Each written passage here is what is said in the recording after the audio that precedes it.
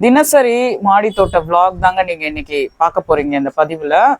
இது ஒரு சென்னை மாடி தோட்டம் தான். இந்த சென்னை மாடி தோட்டத்துல ரொம்ப நாளா நல்ல ஒரு தென்றல் காற்றே வீசாம இருந்துச்சு. அதாவது எப்படி சொல்றதுன்னா, தினம் தினம் ஒரு காத்து வாங்கலாம், வாங்க மாடிக்கு போவோம், வெயில் அடிக்குது காத்து வாங்கலாம் அப்படின்லாம் சொல்லுவோம் பார்த்தீங்களா. ஆடி மாசத்துல, ஆடி மாச காத்துல அம்மியும் பறக்குது அப்படின்லாம் டைலாக்லாம் உண்டு. ஆனா இந்த வருஷம் இந்த சென்னையில காத்தே கிடையாது. ஆனா மழை மட்டும் 2 நாளைக்கு ஒரு தடவை விடிய விடிய சாரல் மழை அப்படின்னு காத்தே இல்லாம ஒரு மழை மட்டும் பெஞ்சிட்டே இருந்தது. இன்னைக்கு காலையில இருந்தே ஒரு அழகா ஒரு இதமா ஒரு கார்டன் அப்படிங்கிறத நிரூபணம் செய்யும் வகையில அப்படியே ரசிக்கிற தன்மையா செடிகள்லாம் ஆடுது. செடிகள்லாம் அழகா காத்துல அப்படியே ஆடுதுங்க. அதுலயும் இந்த நித்தியமல்லி முல்லைப்பூ செடிகள்லாம் பச்சை பசேர்னு எந்த ஒரு நோய் நொடியும் இல்லாம செமையா வந்திருக்கு. என்னதான் நம்ம நோய் நொடி இல்லாம செடிகள் வளர்த்தாலுமே இந்த ஒரே கொடியில ஒரே கத்திரிக்காய் செடியில 2வது அறுவடை 3வது அறுவடை இந்த மாதிரிலாம் எடுக்கிறோம் பார்த்தீங்களா. அப்போ என்ன பண்ணுது, இந்த பூச்சிகள் வந்துருச்சு. இப்போ மாடி தோட்டத்துல கொஞ்ச நாளாவே நான் இந்த வேப்ப எண்ணெய்லாம் அடிக்காம தான் இருந்தேன். ஏன்னா எனக்கு பூச்சிகளே வரல. இப்போ அந்த விம்ல ஹேண்ட் வாஷ் இருக்கு பார்த்தீங்களா, டெட்டால் நான் யூஸ் பண்ணிட்டு இருந்தேன். அதாவது ஒரு பேக்கெட் வாங்கி ஊற்றுவேன். இந்த ஸ்ப்ரேயர் பாட்டில் இருக்கு பாருங்க, இதுல ஒரு துளி கலப்பேன்.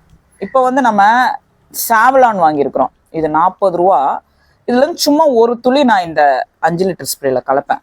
கலந்துட்டு இது பாருங்க வேப்ப எண்ணெய், இது 40 ரூபா. இது எவ்வளோ எம்எல்னா 50 எம்எல். இது ஒரு பூச்சியோட தன்மைக்கு ஏற்ற மாதிரி கலப்பேன். கருப்பு அஸ்வினி பூச்சினா 2 3 4 டிராப் கூட போட்டுருவேன். இந்த மாவு பூச்சி, இந்த மஞ்சள் கலர் அஸ்வினி பூச்சி, இல்லை தேவையில்லாத இலையில வேற ஏதாவது ஊட்டிட்டு இருக்குன்னா ஒரு 1 போடுவேன், 2 போடுவேன். நல்லா ஸ்ப்ரேயர் ஆட்டிட்டு 5 லிட்டர்ல தண்ணி பிடிச்சி ஸ்ப்ரே பண்ணனா கடிக்கிற எறும்பு கிரும்பு எல்லாம் ஓடி போயிடும்.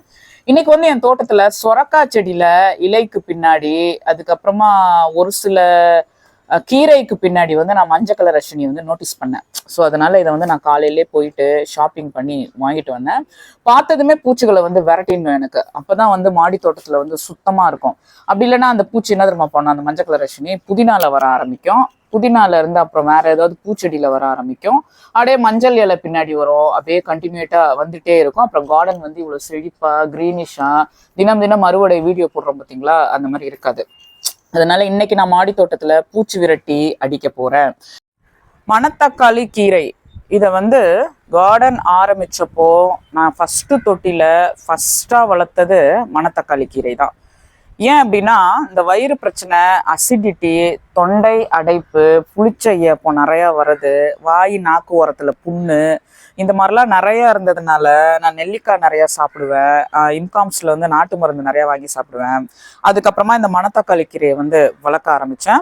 ஃபர்ஸ்ட் கார்டன்ல மணத்தக்காளி கீரை வளர்க்கும் போது பூச்சிகளே கிடையாது, ஒரு பூச்சி கூட கிடையாது. ஒரு 6 7 8 1 வருஷத்துக்கு பூச்சிகளுக்கு தெரியவே இல்லை நான் கார்டன் போட்டிருக்கிறது. இந்த மணத்தக்காளி கீரையை அறுவடை பண்ணி சாப்பிடுவோம் பார்த்தீங்களா, அதுல இருந்து இலையெல்லாம் உருவிட்டதுக்கு அப்புறம் அந்த கிளையை அடுத்த தொட்டியில கட்டிங்ஸ் போடுவேன். மணத்தக்காளி கீரை கட்டிங்ஸ்ல இருந்தே சூப்பரா வளரும். மணத்தக்காளி கீரை நீங்க கடையில வாங்கினீங்க அப்படின்னா அந்த குச்சிகளை ஏதாவது ஒரு வெறும் தொட்டி கிடக்கும், ஏதாவது ஒரு தக்காளி தொட்டியோ இல்லை காஞ்சி போன ஒரு ஈர தொட்டியோ இருக்கும், அதுல நட்டு வச்சிங்கனாலே போதுமான ஹோம்மேடு கம்போஸ்ட் கொஞ்சம் போட்டாலே உங்களுக்கு காக்கா பிரச்சனை பண்ணுதா நம்மளுக்கு மணத்தக்காளி கீரைகள் வரும். முக்கியமா வயிறுல சில கோளாறுகள் இருக்கும், வயிறு சம்பந்தமான அனைத்து புண்ணு பிரச்சனையும் இந்த மணத்தக்காளி கீரை சரி பண்ணும்.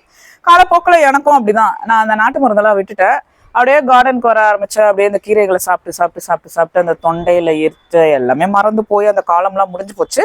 இப்போ இந்த மணத்தக்காளி கீரை ரொம்ப நாள் கழிச்சு தன்னாலே என் தோட்டத்துல வளர்ந்துருக்கு. ஆக்சுவலி இதுல நான் சம்மங்கி செடி வச்சேன், சம்மங்கி செடி தான் வளர்ந்துருக்கு. ஆனா ஏதோ ஒரு மண்ணு ஏதோ ஒரு இது கலந்து அந்த மணத்தக்காளி கீரை வளர்ந்துருச்சுன்னு வச்சுக்கோங்களேன். இப்போ நம்ம இதை என்ன பண்ணுவோம், இதுல பழுத்த மணத்தக்காளி இருக்கு இருந்தாலுமே நம்மளுக்கு அந்த விதையில இருந்து வளர்க்கறதுக்கு பதிலா பூச்செடிய கட்டிங்ஸ்ல இருந்து வளர்க்குறோம் பார்த்தீங்களா, அந்த மாதிரி நம்ம கட்டிங்ஸ்ல இருந்து வளர்க்கலாம். இதை நீங்க சாப்பிட்டுட்டு அப்புறமா இதை வச்சிருக்கலாமேன்னு உங்களுக்கு தோணும். அதாவது அறுவடை பண்ணி இதெல்லாம் நீங்க சாப்பிட்டுட்டு அதுக்கப்புறமா வெறும் குச்சியை வைக்க வேண்டியது என்னன்னு, நான் இதை அறுவடை பண்ணலாம்னு நினைச்சிட்டே இருந்து இதுக்கு பின்னாடி பூச்சி பாருங்க, இந்த மஞ்சள் கலர் அஸ்வினி பூச்சி தான். இதோ பாரு, இது நிறைய வந்துடுச்சு. ஆக்சுவலி இது ஒரு 2-3 வாரமாவே நல்லா வளர்ந்து இருந்தது. மணத்தக்காளியில முட்டை போட்டு சாப்பிட்றது எனக்கு ரொம்ப பிடிக்கும், முருங்கைக்கீரையில போட்டு சாப்பிட்ற மாதிரி. ஆனா இதுல என்ன பிரச்சனைனா இது பூச்சி வந்துடுச்சு. சரி, பூச்சி வந்ததை ப்ரொபகேட் பண்ணலாமா? நான் கண்டிப்பா பண்ணலாம். அந்த இலையெல்லாம் கொட்டிட்டு இந்த குச்சி இருக்கு பார்த்தீங்களா, இதுல இருந்து புதிய கிளைகள் வரும். இது ஒன்று எடுத்திருக்கேனா, அதே மாதிரி இன்னொன்று கட் பண்ணுவோம். கட்டுங்க. வைக்கும் போதே நம்ம நல்லதா வைக்கணும், புரியுதுங்களா? அதனால தான் நான் இந்த மாதிரி திக்கானதாக கட் பண்ணுறேன். இது 2. இதில் வந்து இதை கட் பண்ணிடுவோம். ரொம்ப நாள் ஆச்சு கீரையெல்லாம் கட்டிங்ஸ்ல இருந்து வளர்த்து. ஏன் அப்படின்னா அதுவே வளரும். முளைக்கீரை, பச்சை தண்டுக்கீரை, சிவப்பு தண்டுக்கீரை, அதை முருங்கைக்கீரை கூட நிறைய கிடக்கு. அந்த மாதிரி நிறைய கிடக்கும். இருந்தாலும் இதை சாப்பிடலாமேன்னு ஒரு புதிய சிந்தனை. ஒரு இந்த வருடம் முழுக்கன்னு வச்சுக்கோங்களேன். ஏன்னா இதுல பூச்சிகள் அதிகம் வரும், இதுல பயங்கரமான பூச்சிகள் வரும். இதை வளர்க்குறதே ரொம்ப கஷ்டம் அந்த மணத்தக்காளி. சரி, ஒரு 3 கட்டிங்ஸ் போடுவோம். தளைஞ்சு வந்ததும் பறிச்சு ஒரு தடவையாவது சாப்பிட முடியும்ல. நம்ம கார்டன்ல தான் அது வளர்ந்துருக்கு, நம்ம தான் பதியம் போட போறோம். இது காட்டுங்க, இதோ இருக்கு பாரு, இங்க காட்டு. இந்த முனையை வெட்டலாம். இப்போ வந்து 3 எடுத்துருக்கோமா. ஆக்சுவலி இந்த குச்சி கூட நல்லா வளரும். அப்படியே வாங்க, அப்படியே கூட வைப்போம். இது பாருங்க, பீர்க்கங்காவோட பெண் பூ. இதோட ஆண் பூ இருக்கும். இன்னைக்கு வந்து நம்ம இதை மகரந்த சேர்க்கை கண்டிப்பா செய்யணும். இதெல்லாம் அப்படி செஞ்சு வந்தது தான். உங்களுக்கு வந்து நான் உணர்த்துறேன். தன்னால வரும் நம்ம வெயிட் பண்ணிட்டு இருந்தா, நம்ம தான் 10 கொடி போட்டிருக்கோமே, அது தன்னால வந்துடும் அப்படின்னா நம்மளுக்கு வராது. எல்லாமே ஹேண்ட் பாலினேஷன் தான். நேத்து வந்து ஒரு புடலங்காய் அறுவடை பண்ணேன், அது மட்டும் தன்னால வந்தது. அது எனக்கு ஹேண்ட் பாலினேஷன் பண்ண தெரில. இப்போ இதை காட்டுங்க. இது ஒரு தக்காளி நாத்து வச்சோம் அந்த தொட்டில. அது என்னன்னு தெரியல, மழை நிறைய பெய்யுதா என்ன பிரச்சனைன்னு தெரியல. இந்த தக்காளி நாத்தை காட்டேன்.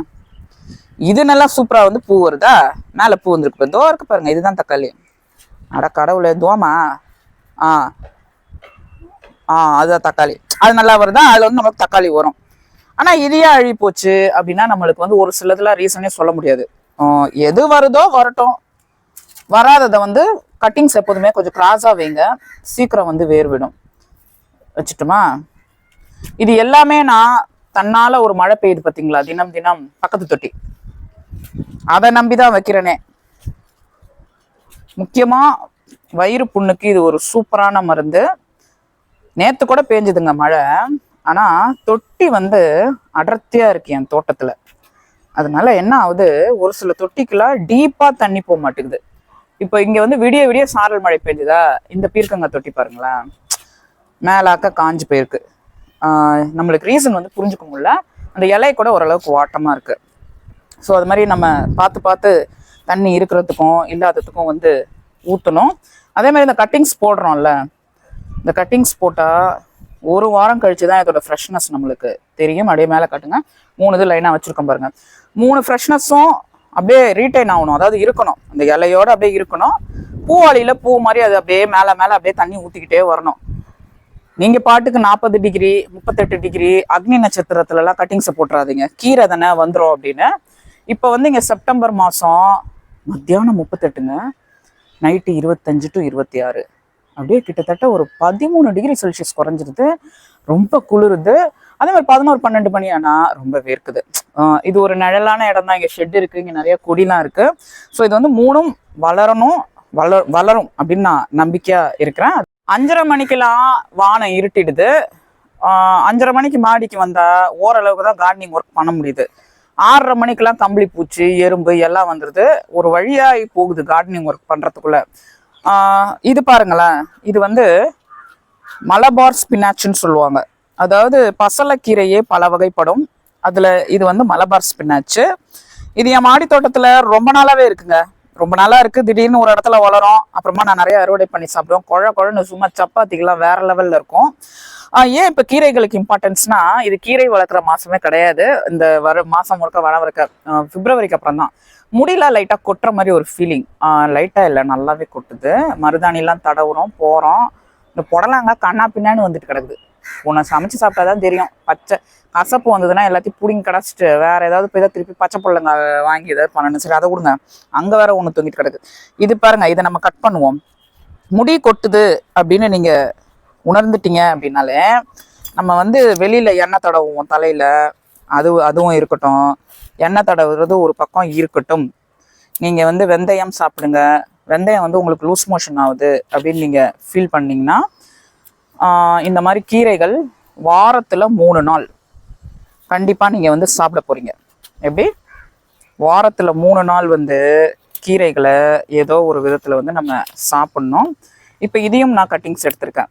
இந்த மலபார் ஸ்பினாச்சுங்கிறது வந்து கட்டிங்ஸ்ல இருந்து வளரும். ஏற்கனவே நான் கட்டிங்ஸ் போட்டேன். எப்போனா வெயில் காலத்துல ஒரு மார்ச் மாசம் முழுக்க. அந்த தொட்டி காமிங்க. 4 தொட்டியில வளர்ந்ததுங்க. இது 4 தொட்டியில அப்படியே பிரம்மாண்டமா வளர்ந்து அப்படியே தொங்கி போய் நிறைய கீரை தான் எங்க வீட்டுல. கீரை பருப்பு சிக்கன், தயிர் கீரை, இந்த மாதிரி மாத்தி மாத்தி கீரையை தான். கீரை தேங்காய் பொரியல், கீரையை குழம்பு மாதிரி செய்யறது, காரக்குழம்பு, முருங்கைக்கீரை முட்டை, இந்த மாதிரி. ஏன்னா இந்த மார்ச் ஏப்ரல் மேல வேற வளராது இல்ல, புரியுதுங்களா? காய்கறி அவ்வளவா நம்மளுக்கு கிடைக்காது. ஆனா நான் என்ன பண்ணேன், ஜூன்ல இருந்து காய்கறிகள் கிடைச்சதும் அந்த கீரையை வந்து அப்படியே போட்ட விட்டேன். ஏன்னா அந்த காயவே என்னால சமைக்கவே முடியல, அவ்வளோ இருக்குது. புரியுதுங்களா? அப்படியே வந்தா இதை வந்து நம்ம கட்டிங்ஸ் வச்சுட்டோம். கட்டிங்ஸ் வச்சதை வந்து தண்ணி ஊற்றணும். இன்னொரு விஷயம் ஷேர் பண்ண விரும்புகிறேன். வெண்டைக்காவை கட்டுங்க. 18 பீன்ஸ் விதை வச்சோம் பல்லாவரம் சந்தையில் வாங்கி. இது பாருங்க பெருசு. ஒரே பீன்ஸ் விதை தான் முளைச்சிருக்கு. திருப்பி போய் நான் பீன்ஸ் விதை வாங்குறதா? அது வந்து எனக்கு என்னன்னு தெரியல. 18ல் ஒரு 2 முளைச்சிருந்தாலும் பரவாயில்ல, ஒரு திருப்தியாக இருக்கும். ஸோ வெண்டைக்காய் பறிக்கிறோம். கீழே ஒன்று தொங்குது பாருங்க. இந்த வெண்டைக்காயெல்லாம் முள்ளா இருக்கு. இதை வந்துட்டு கம்பளி பூச்சி எப்படிதான் சாப்பிடுதுன்னு எனக்கே தெரிய மாட்டுது. இங்க பாருங்க, ஒரே நல்ல வெண்டைக்காய் பெருசாயிடுது. அப்படியே பின்னாடி போங்க. பின்னாடி இருக்க வெண்டைக்காய், அதுல இருக்கிறதெல்லாம் பறிப்போம். இதோ பாருங்க, இல்ல தொங்குது பாருங்க, சிவப்பு வெண்டைக்காய். இதோ பாரு, அழகா. எவ்வளோ ஒரு அழகான சிவப்பு வெண்டைக்காய். அப்படியே வாங்க. இதுல வேற ஏதாவது இருக்கா? இல்ல, வாங்க அப்படியே வாங்க. ஸோ அந்த மாதிரி என்ன சொல்ல வரேன் அப்படின்னா, என்ன சொல்ல வந்தேனே மறந்து போச்சு. வெண்டைக்காவை பறிப்போம். கீரைகளுக்கு முக்கியத்துவம் கொடுக்காத போயிட்டேன்னு சொல்ல வரேன். இதோ 2 இருக்கு. இது பெருசாகும்னு நினைக்கிறேன்ல, இதை விட்டுடலான்னு நினைக்கிறேன். இது பெருசாகுங்க, இதை வேணா விட்டுடலாம். இங்க வாங்க, அந்த சொரக்காய் பூவை ஒன்று காமிப்போம். சொரக்காய் கொடியில பெண் பூ வந்திருக்கு, ஆனா ஆண் பூ இல்லை. இதோ இப்போ இதுக்கு எப்படி மகரந்த சேர்க்கை செய்யறது? இந்த காய் வந்து வேஸ்ட் ஆகும்.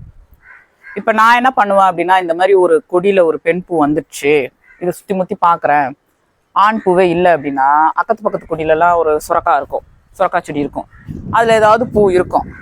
அதை எடுத்து நான் மகரந்த சேர்க்கை செய்ய பார்ப்பேன். இது பாருங்க, இதுல ஒரு பெண் பூ இருக்கா?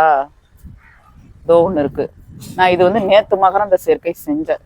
இதோ இருக்கு பாரு, இதோ பாரு, நேற்று நான் மகரந்த சேர்க்கை செஞ்சதுங்கம்மா, கிட்ட காட்டு. இதோ பாரு, இது நான் செஞ்சது. ஒரே கொடியில ஒரு சுரக்காய் தான் வரும். இப்போ இதுல பூ இருக்கு பாருங்க. இதை வச்சு அதுல பாலினேட் பண்ணலாம். வாங்க எப்படி பண்றதுன்னு காமிப்போம். இந்த மாதிரி இந்த பூவை பிரிச்சோம்னா இதுல மகரந்தம் வருது பாருங்க. இதுதான் இதோட மகரந்தம். இதை வச்சு இந்த பூல லைட்டா இப்படி தட்டுனா போதும். வேற கொடியில இருந்து எடுத்து இப்படி தட்டுறதுனால 50% தான் இந்த சுரக்காய் காய்க்கும் காயா மாறும்னு சொல்லலாம். இதே கொடியில இருந்து தட்டினா 100% இது காயா மாறும். நான் அந்த மாதிரிதான் சுரக்காய், பீர்க்கங்காய், வெள்ளரிக்காய் எல்லாம் எடுத்துட்டு இருக்கேன். ஸோ இன்னைக்கான தினசரி மாடி தோட்ட விளாக்ல வந்து நம்ம ஒரு புரிதலுக்காக நிறைய விஷயம் ஷேர் பண்ணோம். அவசியம் நீங்க ஸ்கிப் பண்ணாம பாருங்க. நம்ம வந்து பூச்சிகளை அழிக்கிறதா இருக்கட்டும், இல்லை திறன்பட செயல்படுறதா இருக்கட்டும், எல்லாத்துலேயுமே ஃபாஸ்ட்டாக இருந்தால் தான் இயற்கையாக ஆர்கானிக்காக காய்கறிகள் வந்து தினம் அறுவடை பண்ணி உடம்பு ஆரோக்கியத்தை வந்து நம்ம பேண முடியும். இதில் வந்து ரொம்ப முக்கியமே நோயற்ற வாழ்வே குறையற்ற செல்வம். இதுதான் நான் திரும்ப சொல்கிறேன். ஒரு நோயின் வந்துட்டா நம்மளை சார்ந்தவங்களுக்கும் பிரச்சனை, அவங்க நம்மளை பார்க்கணும், அவங்களுக்கும் பிரச்சனை, நம்மளுக்கும் பிரச்சனை, நம்மளுக்கு மன கஷ்டம், நம்மளை சுற்றி இருக்க எல்லாருக்குமே வந்து ஒரு மாதிரி ஆகிடும், சந்தோஷம் இழக்கப்படும். எது இல்லைனாலும் பரவாயில்ல, 10 ரூபாய் இல்லைனாலும் ஒரு வெண்டைக்காவை போட்டு ஒரு சாப்பாடு வச்சு சாப்பிடலாம். ஆனா அந்த நோய்க்காக பல பைசா காசெல்லாம் செலவு பண்ணும்போது அதுக்காக விரயமாகிறது, அதுக்காக போறது ஒரு இடத்துக்கு, இதெல்லாம் வந்து ரொம்ப ரொம்ப பெரிய கஷ்டம்.